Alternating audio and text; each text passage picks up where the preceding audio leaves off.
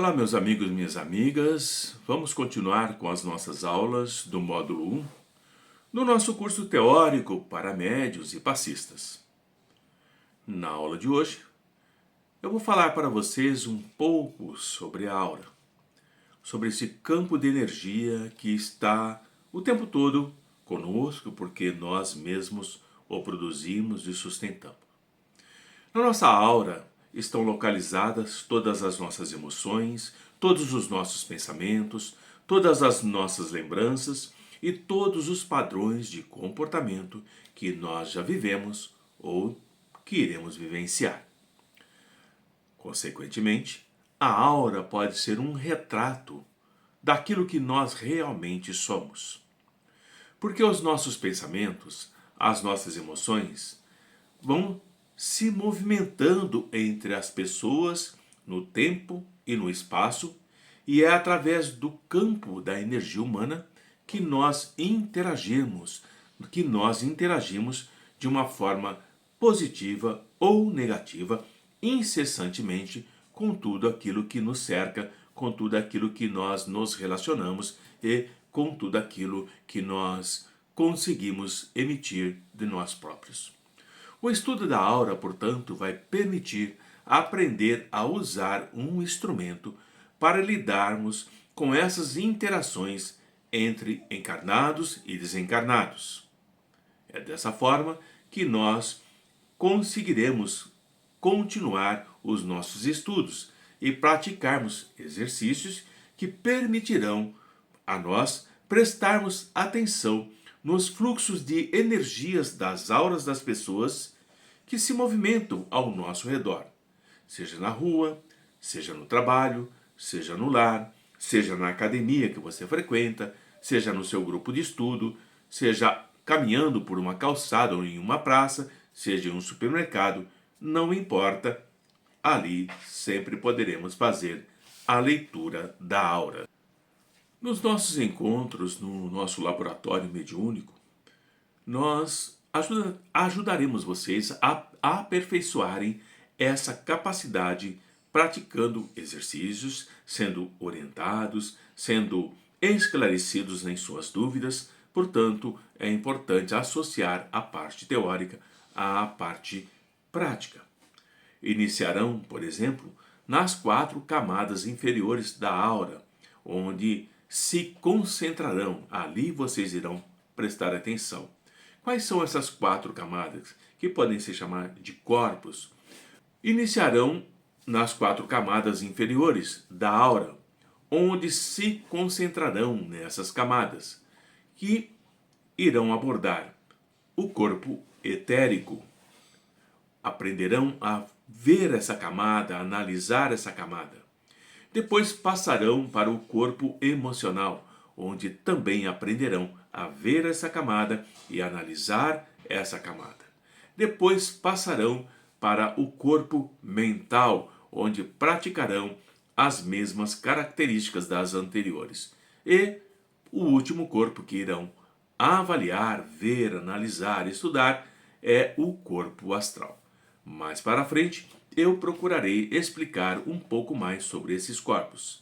E, portanto, em outro momento nós abordaremos o estudo sobre os chakras correspondentes a esses corpos que eu acabei de citar. Percebendo cores no campo. Vamos avaliar esse processo.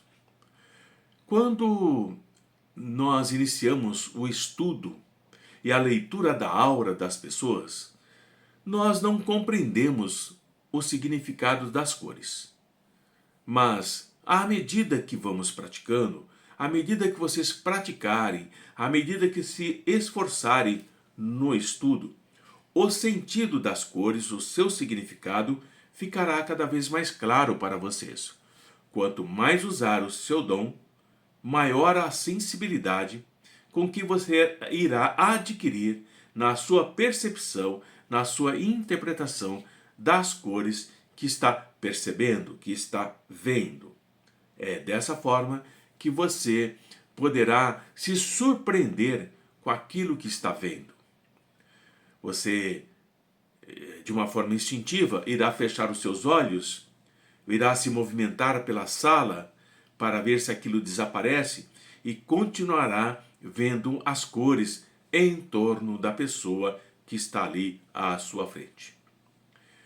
Saberá que não é uma ilusão, que não é coisa da sua cabeça.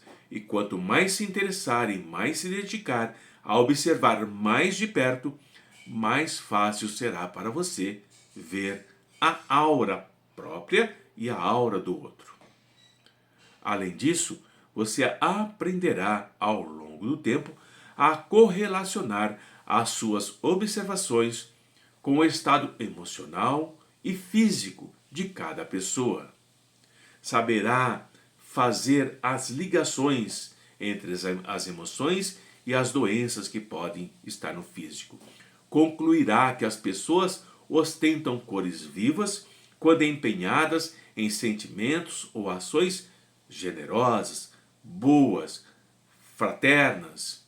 E também aprenderá que as pessoas que prendem gritos silenciosos dentro de si, devido à morte de um ente querido, uma dor profunda, pode projetar em torno da cabeça e emanando raios brilhantes em direção ao coração, que podem ter a coloração vermelha, amarela, alaranjada, azul, jorrando da cabeça e passando para o cardíaco, para o coração. Você aprenderá que as pessoas que são emocionalmente tranquilas, o campo áurico dessas pessoas está em um estado que poderíamos chamar de normal, equilibrado, sem grandes oscilações, sem falhas na sua estrutura. Perceberá em torno dessa pessoa calma e tranquila uma camada pulsante, azulada, mais ou menos clara em torno da pele. E se prestar mais atenção ainda, perceberá que essa camada acompanha o ritmo da respiração daquela pessoa, que vai oscilar de 13 a 15 movimentos por minuto, que vão descendo ao longo dos braços, do tronco e das pernas. Essa camada vai se movimentando. E, prestando mais atenção ainda, à medida que aumenta a distância do corpo, essas camadas vão se dissipando e vão perdendo o brilho entre o azul claro e o cinza, que estão próximos à pele, e a cor azulada vai se modificando para uma cor amarelada em torno da cabeça ou em todo o contorno do corpo físico. À medida que se distancia do corpo físico, as cores vão mudando, vão se modificando porque as frequências são diferentes. E ao prestar atenção nas pontas dos seus dedos, das suas mãos, e ao prestar atenção também no seu coronário, no alto da sua cabeça, você irá perceber que jatos de luz azulada vão saindo da ponta dos seus dedos e não precisa muito esforço. Poucos minutos de concentração já é suficiente para você perceber esses jatos. E as cores podem variar entre o vermelho e o púrpura e outras matizes que nós sabemos que tendem ao infinito. Vamos falar um pouquinho sobre a raiva e outras emoções negativas e como isso se reflete no campo áurico das pessoas. Nós aprendemos, de uma forma ou de outra, que o vermelho é uma cor que está associada à raiva, mas não é assim. Pode ser vermelho em outras situações. Por exemplo, a alegria, um momento de grande energia. Se você observar a aura da pessoa, você verá em torno da cabeça dela jatos brilhantes, vermelhos, alaranjados, que irradiam da cabeça dessa pessoa que está alegre, que está vigorosa. Então, vermelho, laranja brilhante não é raiva, relaciona-se com a força vital vibrante, o campo de energia de uma pessoa alegre, focada, dedicada, será dessa forma. Agora, ao observar uma pessoa que está zangada e que ela não manifesta a sua raiva, ela vai apresentar uma cor vermelho escura ao redor da cabeça. Mas se ela manifestar a sua raiva, gritando, xingando, agredindo, vão sair dela jatos de luz como relâmpagos ou centelhas ao longo do corpo, procurando alcançar aquele motivo da sua raiva, ou aquela pessoa ou aquele objeto. Portanto, uma pessoa que não libera raiva, nem a sua dor, comumente é muito comum observar a aura, ver um ponto vermelho ao redor da garganta se movimentando lentamente para fora. É aqui que a raiva se concentra, não é como muitos pensam no cardíaco. Então, diante de um comentário que alguém possa falar e magoar essa pessoa que está com raiva, se você estiver observando e conseguir ver, perceberá que a mancha vermelha que está aqui recua rapidamente, movendo-se em direção ao coração e ali se aloja. É como se a pessoa se apunhalasse o próprio coração com a sua raiva. Então vejam como é delicado o campo das energias daquelas pessoas com as quais nós estamos nos encontrando. Agora eu vou falar rapidamente sobre as cores da aura relacionadas com os nossos sentimentos, com as nossas emoções. Prestem bastante atenção, porque será um guia para que vocês possam aprender a correlacionar a cor aos sentimentos, às emoções. Por exemplo, o medo, a aura tem uma aparência espinhosa, cinzenta, esbranquiçada, como quando nós dissemos ela está branco de medo ou branca de medo. E tem um aspecto desagradável e um cheiro repulsivo. Sim, a aura emite odores que podem ser agradáveis ou desagradáveis. Por exemplo, a pessoa que está com inveja ou é invejosa, a aura é escura, de um verde sujo, grudento, pegajoso, como nós falamos, ela está verde de inveja. Na questão do campo emanado da tristeza, a cor é cinza, escura, pesada, densa. É como aquelas histórias em quadrinhos que nós olhamos, que a pessoa tem aquelas nuvens escuras em volta da sua ou sobre a sua cabeça. Aquela nuvem cinza da tristeza, da depressão, da solidão. A frustração e a irritabilidade têm tons avermelhados, escuros, vermelho de raiva. As suas vibrações irregulares atingem o campo da energia de outra pessoa. Vão provocar em você sensações muito desagradáveis. E você poderá correlacionar essas cores e associar com os sentimentos e as emoções que ali se apresentam. Então, se você perguntar a uma pessoa que está zangada, você pergunta, você está com raiva, você está zangada? Ela vai responder para você que não, liberando um pouco dessa interferência aborrecida, porque nesse não ela projeta a sua zanga, a sua raiva.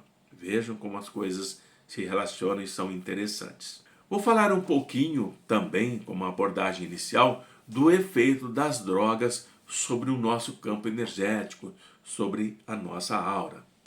Drogas como o LSD, a maconha, a cocaína e o álcool vão prejudicar as cores brilhantes e saudáveis da aura e criam um muco, um catarro etérico, exatamente como faz a doença da sinusite, da pneumonia, da congestão nasal. Então, todas as vezes que alguém cheira cocaína, ingere LSD, ela vai formar uma porção, uma quantidade desse muco etérico cinzento em ambos os lados do rosto, ou em torno de toda a cabeça. E também você poderá observar que um dos lados do rosto, pode ser o esquerdo, pode ser o direito, está relativamente claro, um pouco mais claro, e o outro não. Você poderá intuir que talvez ele cheire mais por uma narina do que pela outra, não importa. Nesses diagnósticos, você tem que perguntar ao usuário se ele faz ou não uso da droga, para poder relatar para ele sobre o muco etérico que você está visualizando, que se encontra nele, no campo da aura dele. Então, a aura de uma pessoa, por exemplo, que usa LSD e ingere muito álcool, ela é uma aura marrom, esverdeado, sujo, densa, mal cheirosa, pegajosa. Essas manchas etéricas, elas não são estáticas, elas não ficam paradas. Elas podem se movimentar muito lentamente para baixo ou para cima, para os lados, tanto esquerdo quanto direito, mas ela não é liberada, pois ela está correlacionada aos sentimentos confusos que a pessoa que ingere a droga não consegue diferenciar e contém em si sentimentos de raiva, sentimentos de inveja, de dor, de impotência, de solidão, de tristeza, todos esses sentimentos. Portanto, separar os sentimentos, compreender a essência dos mesmos, expressá-los e liberá-los, vai facilitar a separação dessa mancha, que vai adquirir cores mais brilhantes e mais claros, correspondentes, por exemplo, a um vermelho mais brilhante, a um verde mais brilhante, a um cinza mais brilhante, a um marrom mais brilhante. E dependendo da quantidade de contaminação escura do campo áurico, que está relacionado ao tempo de uso das drogas, uma limpeza enérgica e profunda para remover esse muco etérico se faz necessária antes de poder elevar o nível de energia a uma altura bastante para clarear e movimentar os seus sentimentos, porque sem isso não se consegue nada. Cada forma de pensamento contém suas próprias definições da realidade. Como, por exemplo, uma forma de pensamento. Vejam a definição da realidade. Todos os homens são cruéis, o amor é fraco e ter tudo sob controle é seguro e forte. Formas de pensamento. E é nesse sentido que cada um vai vivenciar o seu mundo. Então, o mundo é experimentado de maneira diferente em cada grupo ou espaço da realidade. Cada um de nós vivenciará o mundo de uma forma diferente.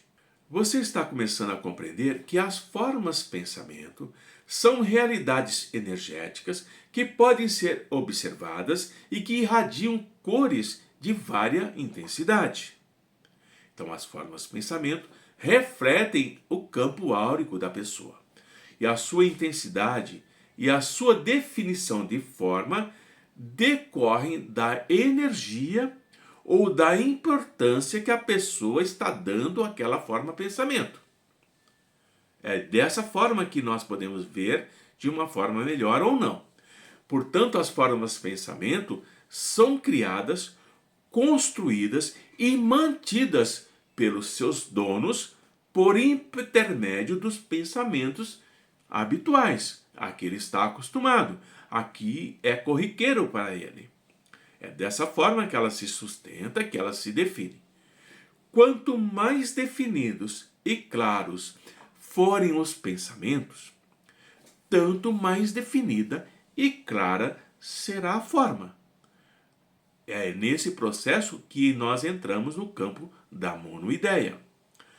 A natureza e a forma das emoções associadas aos pensamentos dão forma, cor, intensidade e poder a essa projeção mental que está assim ali sendo elaborada, sustentada e alimentada. E esses pensamentos podem ou não ser conscientes. Muitos, na verdade, são até inconscientes, mas podem ser conscientes. A pessoa deseja e gosta de pensar daquela forma. Então, uma forma de pensamento se constrói a partir da constante ruminação de um medo. Vou dar como exemplo algo assim: ele vai me deixar, ele vai me abandonar, ele não me quer mais. Ou não vai dar certo, eu nunca vou conseguir. Então, o criador dessa forma de pensamento ruminativa agirá como se aquilo fosse acontecer. E como ele age da forma que ele pensa e que ele acredita que vai acontecer, o campo de energia da forma pensamento que ele está gerando em torno de si influirá de modo negativo na pessoa que está se referindo a esse campo de energia, alimentando esse campo de energia com a sua própria mente. O que vai acontecer? Provavelmente o efeito de empurrar a pessoa para longe acontece, porque ela projetou isso o tempo todo. Quanto mais força se der a essa influência negativa, enchendo-a de energia, consciente ou inconscientemente, tanto mais eficaz, mais forte será ela no criar o resultado temido, que eu não quero, mas eu estou fortalecendo. E essas formas de pensamento, por via de regra, tanto vão fazer parte da personalidade que o indivíduo tem e nem sequer se dá conta delas. Ele carrega isso em si e não tem consciência disso. Como é que elas se formam? A maioria delas começa a se formar na infância e baseiam-se no raciocínio de criança quando elas são integradas à personalidade do adulto. São como um excesso de bagagem que a pessoa carrega dentro de si, no seu íntimo, no seu interior, no seu inconsciente, sem reparar no seu efeito, que é muito grande. Sem reparar nos desequilíbrios, que são intensos. Essas formas de pensamento, conglomerada em sistemas de crenças, vão atrair muitos efeitos na realidade externa da pessoa, como ela vive, como ela se relaciona, como ela trabalha, como ela se interage e se entrega ao mundo. Como essas formas de pensamento não estão profundamente sepultadas no inconsciente, mas se encontram ali na borda da consciência, ora, elas podem ser recuperadas a qualquer momento, por métodos, por exemplo, como o trabalho energético, do passe, da associação de palavras, da meditação, da indução mental, porque estão na borda da consciência, entre consciência e inconsciente. Então, facilmente elas são trazidas à tona. Quando se trazem as formas de pensamento para o foco da consciência, para a expressão dos sentimentos que estão associados a ela e pela liberação das emoções e sentimentos, elas são passíveis de mudança. Elas são passíveis de serem modificadas. Esse processo vai facultar uma visão mais clara das suposições da realidade que fazem as formas. Quando as suposições são inválidas, aqui há um parênteses, não se esqueça de que elas foram fundamentadas na lógica da infância. Quando elas são descobertas, quando elas são vistas e liberadas, elas podem ser substituídas por uma visão mais amadurecida, por uma visão mais clara da realidade. Essa visão, por seu turno, vai resultar na criação de experiências positivas de vida do adulto, que terá a visão adulta e não mais a visão da criança. Mas tudo isso está ali no campo da aura. Por exemplo, em algumas personalidades, essas formas de pensamento estão interligadas e a consciência da pessoa mergulha totalmente num espaço sem ter consciência da maioria dos outros campos que ali se encontram, de modo que ela vai manter um alto grau de integração em sua vida diária e nem se dá conta disso. Daí essas discrepâncias de comportamento. Por outro lado, um tipo diferente de personalidade pode fluir de um espaço da realidade para outro espaço de realidade, com entusiasmo, com alegria, mas sem se perceber de que alguma ligação entre esses espaços existe. Talvez não seja possível integrar ou compreender esse fluxo dinâmico. E por isso mesmo a pessoa vive em confusão, sobretudo quando ela está vivendo um fluxo de cíclico crônico determinado e que é disparado internamente, onde ela não tem controle, onde ela não se equilibra. Por exemplo, a TAG, transtorno de ansiedade generalizada. Nesse caso, pode ser apanhada num fluxo sequencial automático que vai de um pensamento a outro, enquanto permanece irremediavelmente enredada e incapaz de se livrar desse ciclo crônico, até que tudo chegue ao fim, até que a exaustão, até que o desgaste bote um fim nesse ciclo. O que acontece? A pessoa vai se movimentar de um estágio que ela se encontra diferente da realidade, somente porque a ação cíclica da forma de pensamento esgotou toda a energia disponível. É a única forma dela sair, quando ela está exausta, quando ela não tem mais recursos energéticos.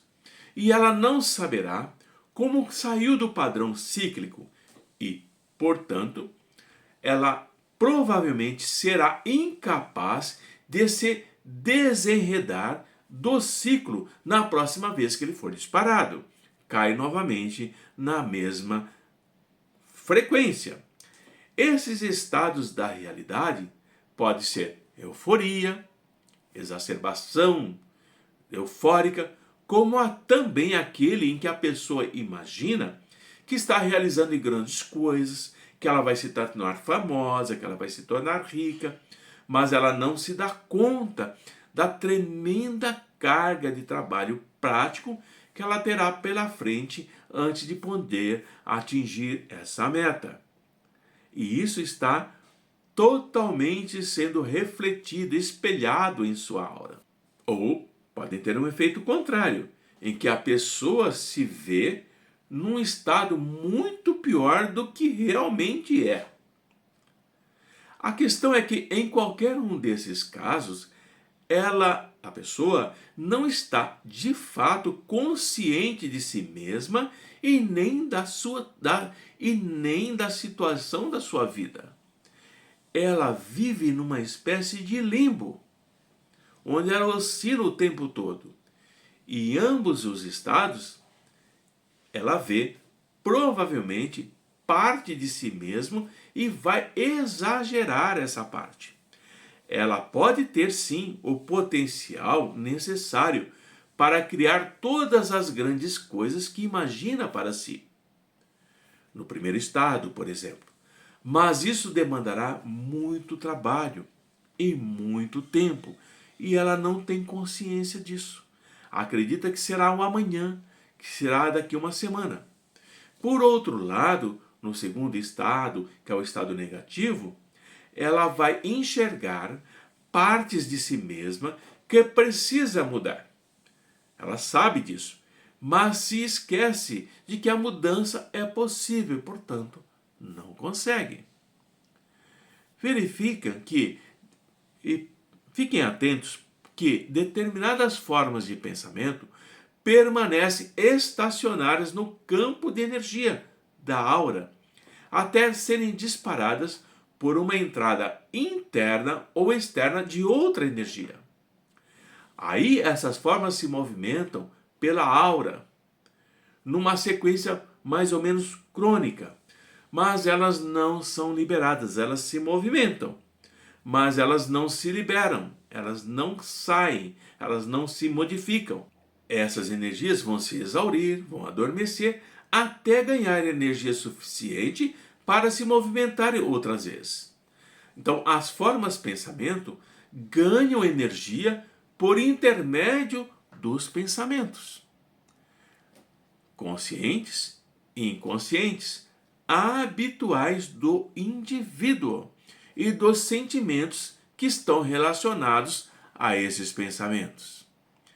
Percebam como é delicado, não apenas basta saber ler o campo de energia, é entender que também ganho energia atraindo pensamentos e sentimentos similares de outras pessoas.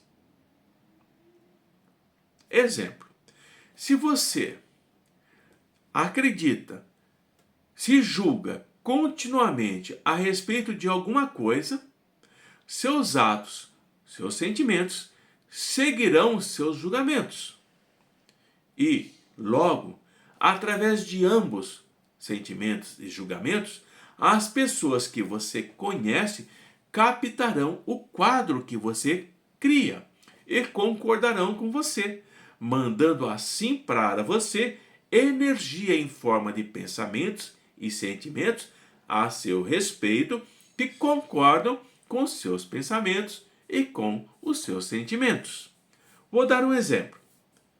Por exemplo, se você repetir constantemente para você mesmo que você é boba, que você é indigna, que você é feia, que você é gorda, os outros que estão ao seu redor não demorarão muito, vão concordar com você.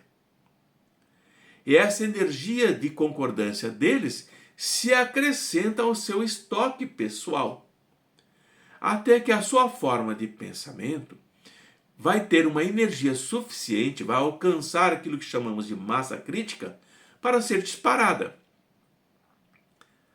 porque está sendo alimentada pela energia dos outros.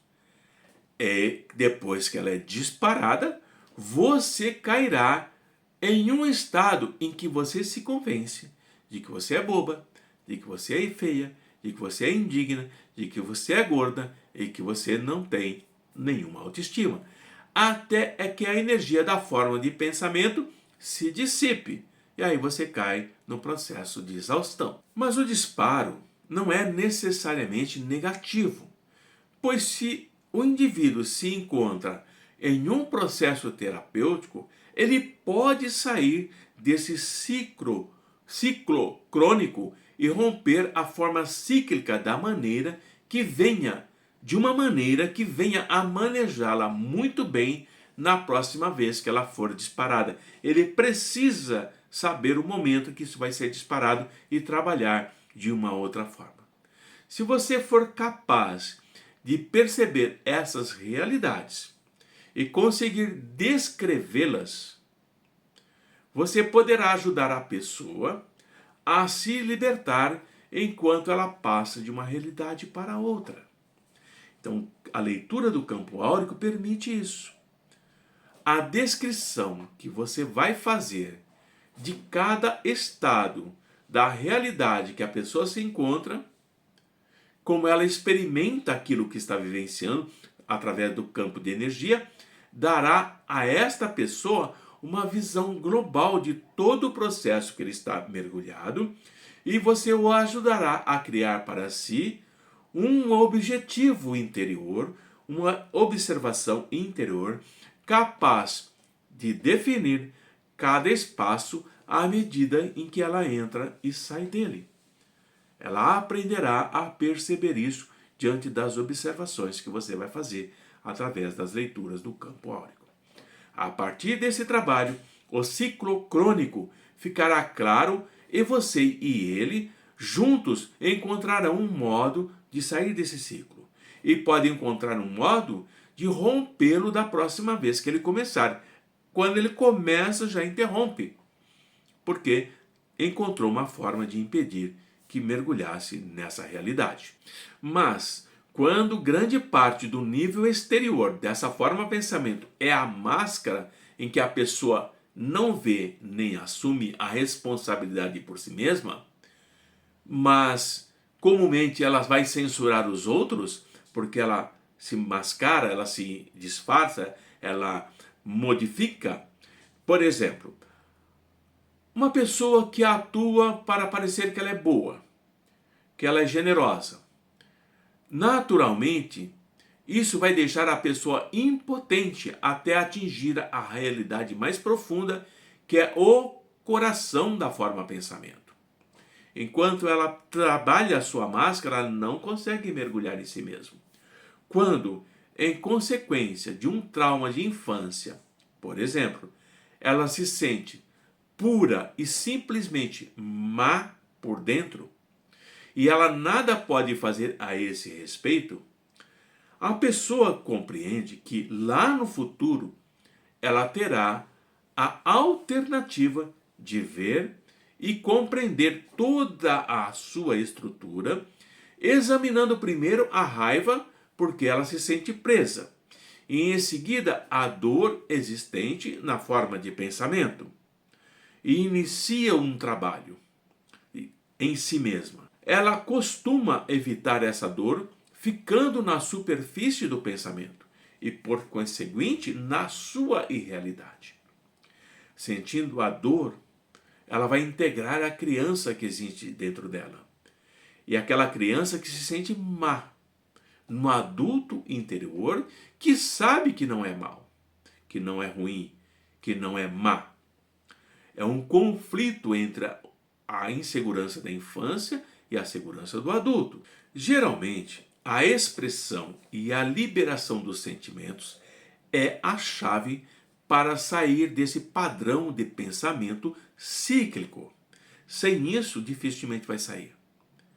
Na maior parte do tempo, essas formas elas se dissociam a fim de que a pessoa não experimente os sentimentos que estão nelas contidos. Elas se disfarçam, elas se separam. Assim, o indivíduo vai despender um grande esforço em sua vida diária, tentando não colocar a forma pensamento em movimento. Porque essa forma pensamento pode evocar nele um sentimento indesejado. Portanto, forma-se a máscara da bondade, da generosidade, mas acredita que é má. Mas, mesmo que evite situações capazes de evocar tais sentimentos, isso não funciona completamente. Porque a pessoa está sempre recarregando as formas pensamento. Eu sou má, lá da infância. Eu preciso mostrar para o outro que eu não sou mau. E se ela persistir no processo terapêutico do trabalho que fazemos, com o passar do tempo, a forma se liga mais e mais ao restante da personalidade. E esses aspectos negativos vão sendo transformados em aspectos positivos e vão se integrando na aura normal, equilibrada, com cores mais claras, mais brilhantes e sem forma.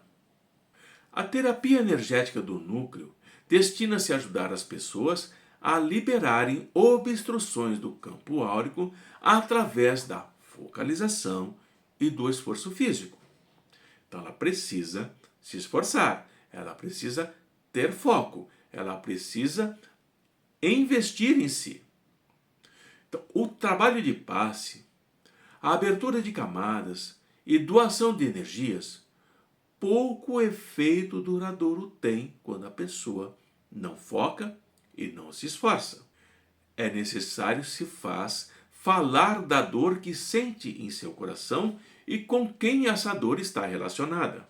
Falar das necessidades infantis que não foram atendidas, as rejeições, as agressões, as violências psicológicas, as violências físicas.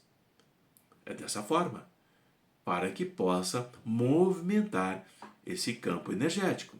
Somente assim é possível trabalhar a obstrução principal, que pode estar localizada em qualquer um dos plexos. Dessa maneira, o campo de energia vai revelar o conflito interno. Não é o externo, é o interno.